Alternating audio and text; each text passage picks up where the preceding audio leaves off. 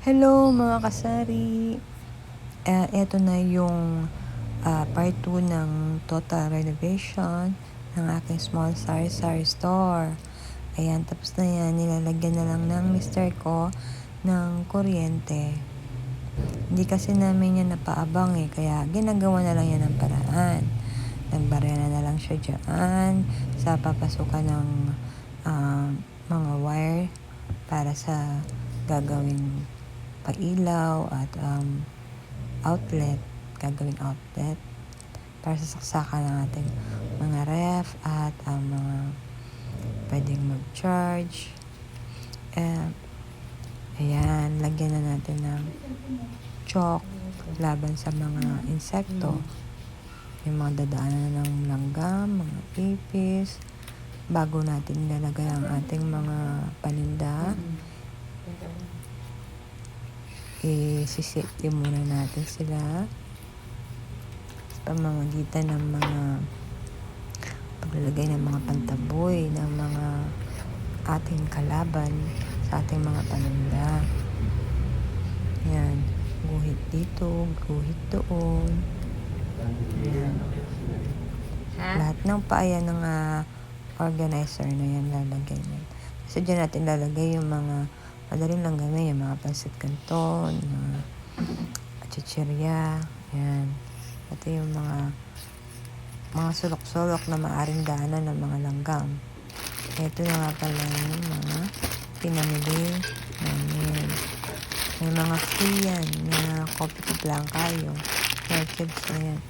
Yan. May mga breadcrumbs, sinigang mix. Yan. Mga dilata, yan, corned beef. Sa piraso lang yung corned beef na cookies na yun. Tapos, dalawang stupid smaling, luncheon meat. Yan. Tapos, mga 3 pirasong in-can na whole kernel corn. Dalawang pa yan.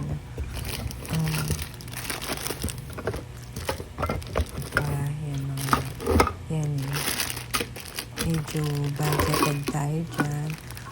Kasi para nag-umpisa pa lang tayo ulit niyan. Yung hano ng chocolate na yan. Mga pouch yan. Mga na yan. Condiments. Siniguro namin na kahit tagdadalawa lang or isa meron, ganyan. 2, 3. Yung mga mahal, minsan isa lang. Ganyan. Pero kung mga naman ang budget, ay pasok siya sa budget, 3, 4, ganyan. 6, gaya ng mga pasit canton.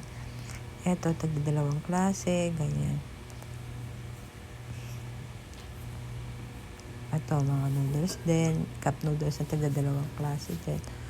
Para at least kung dalawa ang hanapin, may bibigay tayo. Ayun, ang gagamitin natin na ref. Mamaya, pag na-refillan na natin doon mga mabibigat ang mga lagatan. Ito yung mga noodles naman yan. Mga cup noodles natin. Cup noodles. Pasit canton. Mga naka-pouch. Yan.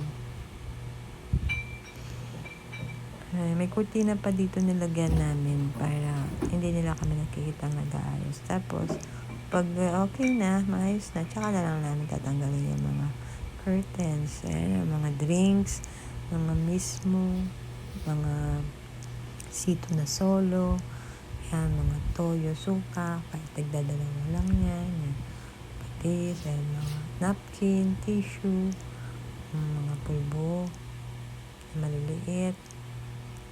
Ito, simula dito, ayan, pagpasok mo, ayan ang bubungad sa'yo, yung bag nating chiller. Ayan, inutang lang namin yan sa credit card, yan. Ito yung namang isa na to.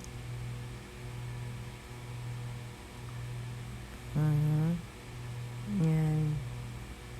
Ito naman yung dati namin na gamit sa loob ng bahay. Yan, para yung mga medyo mabigat dito. Yung mga RH, mga kasalo, mga bote-bote. Diyan muna yan. Kasi ito wala pa laman yung mga frozen foods ko. Hotdog at saka tosino lang na tag 1 kilo. Hindi ko muna masyado nilalagyan ng mga bote-boteng mabibigat itong sealer.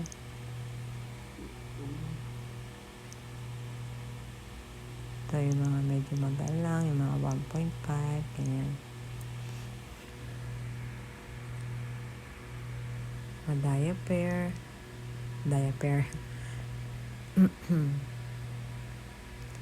Ayan, mga kasari. Look nyo ang aking mga pinamili na para kung sakaling hanapin ng mga mamimili natin, meron naman tayong may bigay.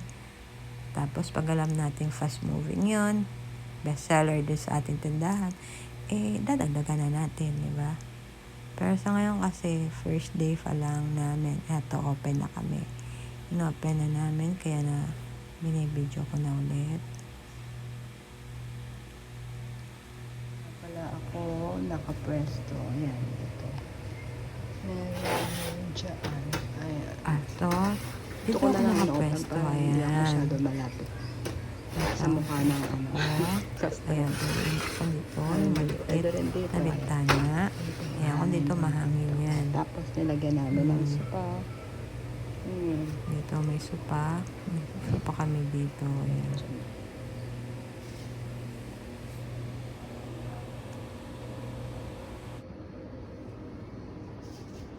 Lagyan lang namin siya ng